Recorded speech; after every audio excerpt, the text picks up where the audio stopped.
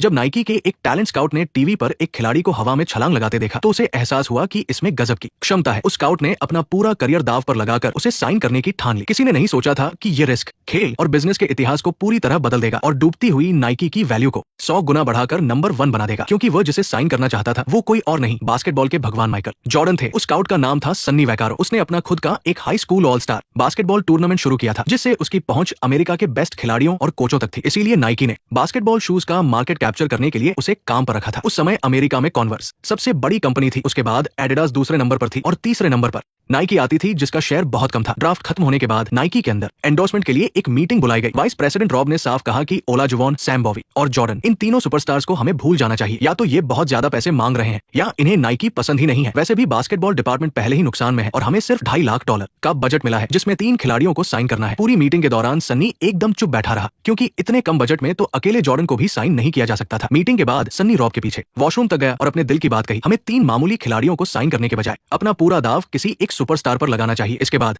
CEO fill ने सन्नी को अपने ऑफिस में बुलाया और पूछा कि मीटिंग कैसी रही। सन्नी ने कहा कि बजट को 2.5 लाख से बढ़ाकर ज्यादा करना होगा, वरना हम किसी अच्छे खिलाड़ी को नहीं ला पाएंगे। नाइकी के रनिंग शूज इतने अच्छे बिकते हैं, फिर बास्केटबॉल डिपार्टमेंट का बजट इतना कम क्यों है? फिल ये सुनकर नाराज हो गया। पिछले साल हमें बहुत नुकसान हुआ था। कॉस्ट कटिंग के चक्कर में 25% स्टाफ को निकाल दिया गया है। अगर हालात नहीं सुधरे तो बोर्ड पूरे बास्केटबॉल डिपार्टमेंट को ही बंद कर देगा। सन्नी ने मजबूती से कहा, लोग बास्केटबॉल देखना पसंद करते हैं, बास्केटबॉल शूज ही हमारा फ्यूचर है, हमें इन्वेस्टमेंट बढ़ाना चाहिए। लेकिन फिल ने लॉजिक देते हुए कहा कि भारी बास्केटबॉल शूज लोग सिर्फ खेलते वक्त पहनते हैं। आजकल ट्रेंड रनिंग शूज का है, चाहे जॉगिंग हो, टहलना हो, घूमना हो या ऑफिस जाना हो, लोग इन्हें ही पहनना पसंद करते हैं। फिर उसने सन्नी को अपनी जिम्मेदारी समझने और कोई रास्ता निकालने को कहा, पर सन्नी अपने फैसले से जरा भी नहीं हिला। हालांकि दोनों की बातचीत अच्छी नहीं रही, पर सन्नी ने हार नहीं मानी। वो गेम पलटने के लिए और भी ज्यादा मेहनत से जानकारी जुटाने लगा। काम के बाद सन्नी सीधे घर गया। उसने थोड़ा सा खाना खाया और तुरंत कॉलेज के फाइनल में जॉर्डन का वो विनिंग शॉट देखने लगा, जिसे वो पहले कई बार देख चुका था। तभी सन्नी को कुछ खास दिखा। उसने उस वीडियो को बार बार रिवाइंड किया, स्लो मोशन में देखा और रोक कर देखा। आखिरकार जॉर्डन के रिलैक्स लेकिन एकदम पक्के इरादे वाले मूव में उसे वो बात समझ आ गई जो किसी और को नहीं दिखी। अगले दिन सन्नी अपनी एक्साइटमेंट नहीं रोक पाया और सीधे रॉब के ऑफिस में घुस गया और उसकी अपने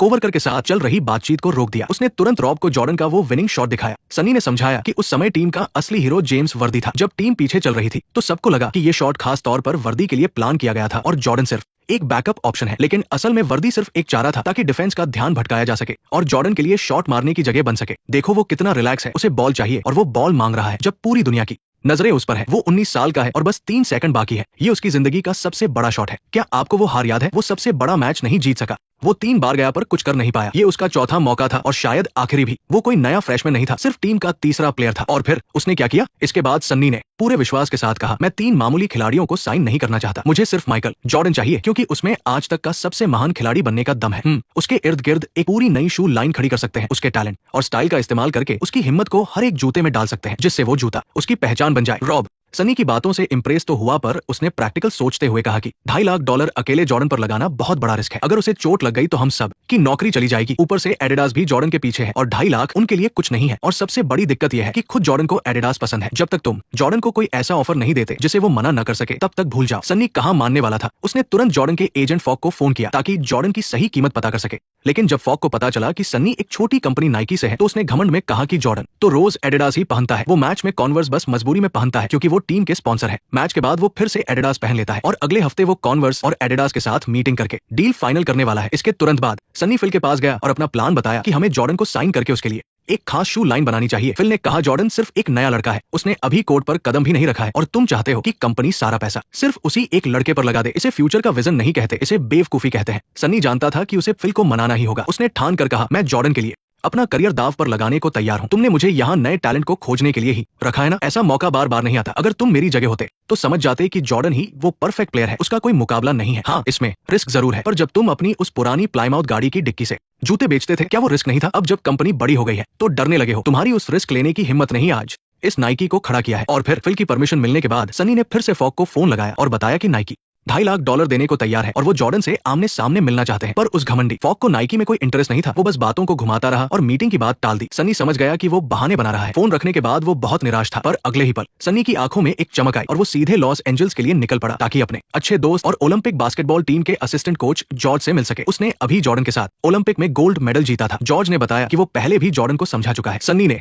कहा कि पता नहीं उसे क्या हो गया है, पर अंदर से एक आवाज कह रही है कि उसे जॉर्डन को साइन करना ही होगा। लेकिन जॉर्डन को नाइकी से इतनी नफरत करते देख सन्नी को एक नया तरीका सूझा। उसने सीधा जॉर्डन के परिवार से बात करने का मन बनाया। जॉर्ज ने उसे रोकते हुए कहा कि एजेंट को छोड़कर सीधे परिवार से मिलना हमारे बिजनेस में सही नहीं माना जाता। लेकिन सन्नी को परेशान देखकर जॉर्ज ने उसे एक पुरानी कहानी सुनाई। कॉलेज के दिनों में जॉर्ज ने एक रैली में सिक्योरिटी गार्ड का काम किया था। वो भारी भीड़ के बीच पूरे 5 घंटे खड़ा रहा, पसीने से लथपथ, लेकिन उसके मन की आवाज ने उसे डटे रहने को कहा। जब आखिरी स्पीकर ने अपनी स्पीच खत्म की तो जॉर्ज ने पास जाकर उसकी तारीफ की कि ये मेरी सुनी हुई अब तक की सबसे बेहतरीन स्पीच थी। उसने कहा शुक्रिया नौजवान, और अपनी स्पीच का पेपर जॉर्ज की शर्ट की जेब में डाल दिया। लेकिन बाद में जॉर्ज ने पूरा पेपर छान मारा, पर उसे वो लाइन कहीं नहीं मिली जिसने उसका दिल छू लिया था। तुम क्या ढूंढ रहे हो? मेरा एक सपना है, प्लीज यहाँ से चले जाओ। क्या तुम्हारा कोई सपना है? हाँ है। देखो फर्स्ट हाफ में उसने देखा कि पब्लिक उसके साथ कनेक्ट नहीं कर पा रही है, तो उसने अपनी पूरी स्पीच बदल दी। वही खड़े खड़े, वाह, तो तुम्हारा मतलब है कि मुझे जॉनसन से बात करनी चाहिए? अरे यार, तुमने अभी कहा ना कि वो तुम्हारे अंदर की आवाज थी। तुम्हारी आवाज तुमसे बेवकूफी करवा रही है, जबकि मेरी आवाज ने मुझे इतिहास का हिस्सा बना दिया।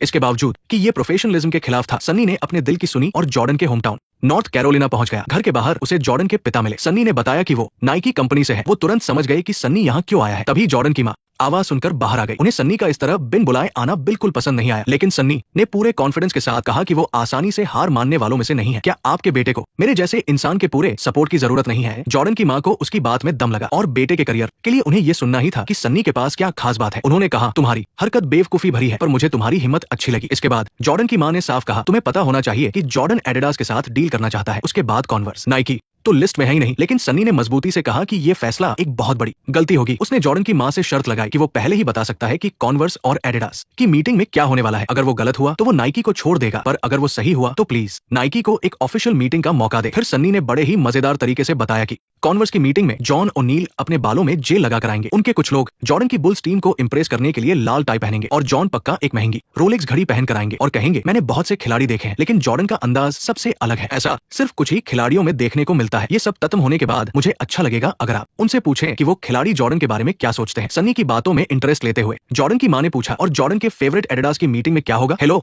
Mrs Jordan, welcome. तुम सीधा बता सकते हो कि एडिडास वाले क्या कहेंगे? वो दिखाएंगे कि उनके पास सबसे बढ़िया क्वालिटी के चमड़े वाले जूते हैं, और वो कॉन्वर्स को नीचा दिखाएंगे कि वो कूल नहीं है। सन्नी ने कहा कि तब आपको एक सबसे जरूरी सवाल पूछना चाहिए कि एडिडास का बॉस कौन है। वहाँ बैठे बड़े अधिकारी आपको कई अलग अलग नाम बताएंगे, क्योंकि एडिडास में अंदरूनी दिक्कतें चल रही है, और यही बात आगे चलकर जॉर्डन के करियर के लिए सबसे बड़ी मुसीबत बन जाएगी। सन्नी ने जॉर्डन की माँ को सीरियस होकर बताया कि कॉन्वर्स और एडिडास के पास बहुत से बड़े नाम है। वो जॉर्डन को वो वैल्यू नहीं देंगे जो नाइकी देगी। नाइकी सिर्फ जॉर्डन को साइन नहीं करना चाहती, बल्कि उसके लिए एक ऐसी शू लाइन बनाना चाहती है जो इतिहास में पहले कभी नहीं बनी, जो पूरे देश में छा जाएगी। जॉर्डन की माँ खुद को रोक नहीं पाई और सन्नी से पूछा कि ऐसा क्यों। हालांकि ऑफिस वापस आते ही सन्नी को फॉक का फोन आ गया। फॉक गुस्से से पागल हो रहा था। उसने धमकी देते हुए कहा कि अगर तुम जॉर्डन को नहीं ला पाए तो मैं अपने सारे कॉन्टैक्ट्स इस्तेमाल करके तुम्हारा और नाइकी का बास्केटबॉल की दुनिया से पत्ता साफ कर दूंगा। हालांकि फॉक बिल्कुल नहीं चाहता था, फिर भी उसने सन्नी को बताया कि जॉर्डन की मिली अगले मंडे नाइकी आ रही है मीटिंग के लिए, पर ज्यादा खुश होने की जरूरत नहीं है, क्योंकि जॉर्डन वहाँ बिल्कुल नहीं आना चाहता। वो बस अपनी माँ की बात मान रहा है और एक फॉर्मेलिटी कर रहा है। एक छोटी सी उम्मीद की किरण देखकर सन्नी को लगा कि उस जोशीले जॉर्डन को इंप्रेस करने के लिए एक शानदार जूता चाहिए। इसलिए सन्नी तुरंत कंपनी के बास्केटबॉल शू डिजाइनर पीटर के पास गया और उसे दुनिया का सबसे बेस्ट जूता डिजाइन करने को कहा। उसने साफ कहा कि इस जूते पर ही पूरे डिपार्टमेंट का भविष्य टिका है, इसलिए एक्स्ट्रा काम करके इसे मंडे से पहले तैयार करना ही होगा। पीटर ने पूछा, हमें क्या करना चाहिए? क्योंकि इस जूते को आम बाजार में उतारना है तो इसका लुक एकदम शानदार होना चाहिए और इसमें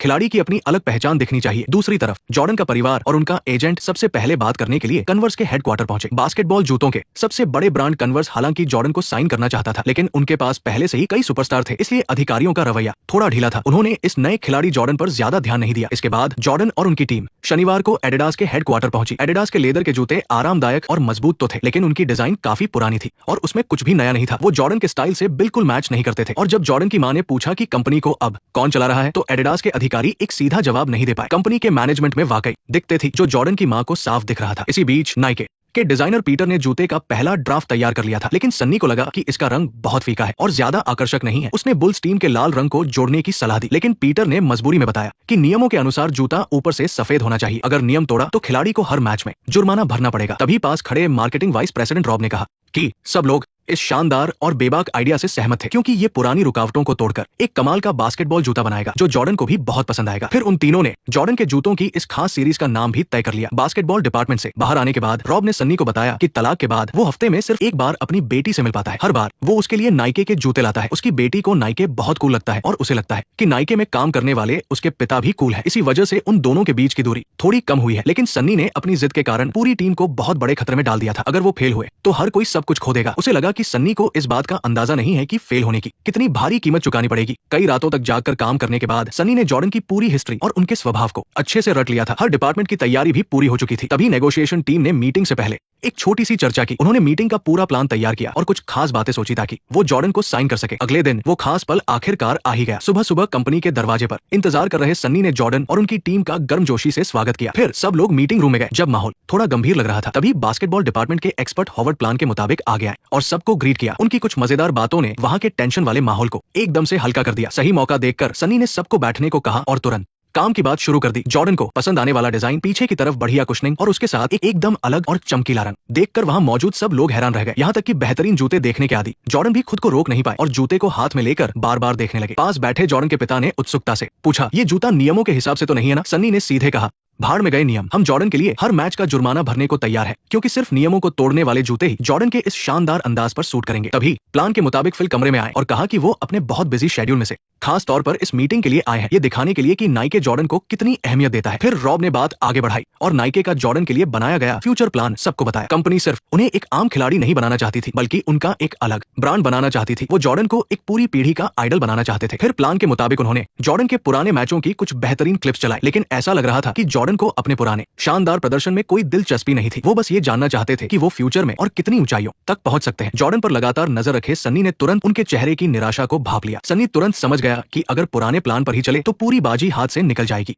सन्नी ने रिस्क लेने का फैसला किया। उसने पुराना प्लान छोड़कर वहीं पर अपने मन से बोलने का सोचा। उसने पूरे भरोसे के साथ जॉर्डन से कहा, जूते भूल जाओ, पैसे भूल जाओ, तुम्हारे पास फ्यूचर में इतना पैसा होगा कि तुम खर्च नहीं कर पाओगे, लेकिन पैसों से अमरता नहीं खरीदी जा सकती। वो महानता तुम्हें खुद हासिल करनी होगी। ये सुनकर जॉर्डन की जूतों में दिलचस्पी आ गई। मैं तुम्हारी आंखों में देखकर कहूंगा, फ्यूचर के बारे में तुम्हें तुम्हारी हाई स्कूल टीम से निकाल दिया गया था क्योंकि वो बस एक पल था और तुम सच में अकेले थे। तब तुम क्या करोगे? क्या तुम लड़ने के लिए तैयार होगे? सारी तकलीफों को सहकर फिर से उड़ान भरोगे? तुम कौन हो माइकल? ये तय करेगा तुम्हारी जिंदगी की पहचान। मुझे लगता है कि तुम्हें जवाब पहले से ही पता है। यही वजह है कि हम सब यहाँ हैं। एक जूता बस एक जूता होता है, जब तक कि कोई उसमें कदम ना रखे उसके बाद ही उसकी अहमियत बनती है। हम बाकी लोग बस उस महानता को छूना चाहते हैं। हमें जरूरत है कि तुम ये जूते पहनो। इससे ना सिर्फ तुम्हारी जिंदगी को एक मायने मिलेगा, बल्कि हमारी जिंदगी को भी। इस टेबल पर बैठा हर इंसान एक दिन भुला दिया जाएगा, सिवाय तुम्हारे। तुम्हें हमेशा याद रखा जाएगा, क्योंकि कुछ चीजें हमेशा के लिए होती है।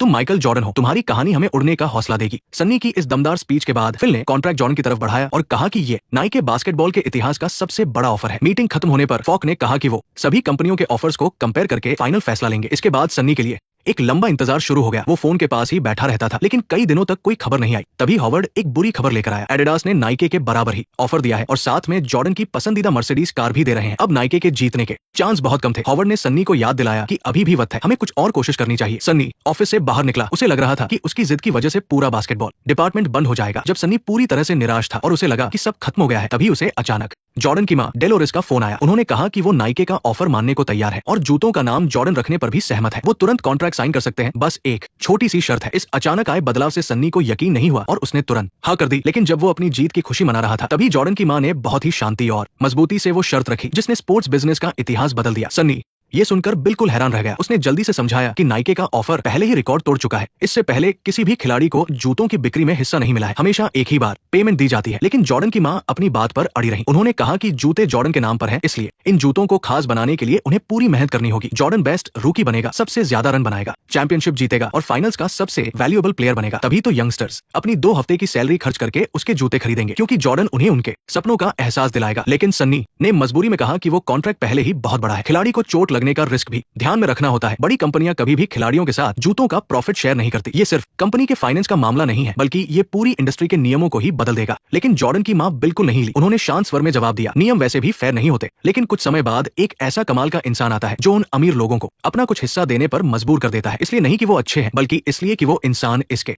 लायक है। जॉर्डन वैसा ही कमाल का इंसान है जो अपनी काबिलियत जानता है। मेरी मां ने मुझे बताया था कि तुम्हें अपनी कीमत पहचाननी होगी। लेकिन अब ये सन्नी के हाथ में नहीं था। उसे हिम्मत करके ऊपर फिल के पास जाना पड़ा। फिल ने सन्नी को देखा तो लगा डील पक्की हो गई है, लेकिन सन्नी ने उदास होकर सिर हिलाया और कहा कि उन्होंने एक ऐसी शर्त रखी है जिसे मानना नामुमकिन है। वो जॉर्डन के नाम वाले सभी प्रोडक्ट्स की सेल में हिस्सा चाहते हैं। फिल ये सुनकर चौंक गया, लेकिन उसने कुछ देर शांति से सोचा और फिर कहा। सन्नी को डर था कि फिल किसी मुसीबत में न पड़ जाए, क्योंकि ऐसा पहले कभी नहीं हुआ था। लेकिन फिल ने साफ कह दिया कि उसे सन्नी की पसंद पर पूरा भरोसा है। उसने कहा कि अगर ये काम हो गया तो ये उसकी जिंदगी का सबसे सही फैसला होगा। इस डील को फाइनल करो सन्नी। इसी दिन के लिए तो मैंने ये कंपनी बनाई थी। मैं समझ गया। इसके बाद जॉर्डन की माँ को सन्नी का फोन आया। कंपनी आपकी शर्त मानने को तैयार है और आपको सीधा प्रॉफिट शेयर देगी, बिकने वाले हर एक जूते की कीमत से लेकर चाहे वो कहीं भी बिके। तो इस तरह डेलोरेस ने अपने बेटे जॉर्डन के लिए एक ऐसी डील फाइनल की जो सबकी सोच से परे थी। आगे चलकर नाइके और जॉर्डन ने ऑफिशियल तौर पर इस शानदार पार्टनरशिप की शुरुआत की जो इतिहास में दर्ज होने वाली थी। पूरे बास्केटबॉल डिपार्टमेंट ने राहत की, लंबी सांस ली। लेकिन जब सन्नी फिल के पास गया तो वो सोफे पर लेटकर आंखें बंद करके सोच रहा था। फिल ने कहा कि उसने अभी अभी एक बहुत ही खतरनाक शुरुआत कर दी है। अब से हर खिलाड़ी प्रॉफिट में हिस्सा मांगेगा और पार्टनर बनना चाहेगा। लेकिन फिर अचानक वो हंसा।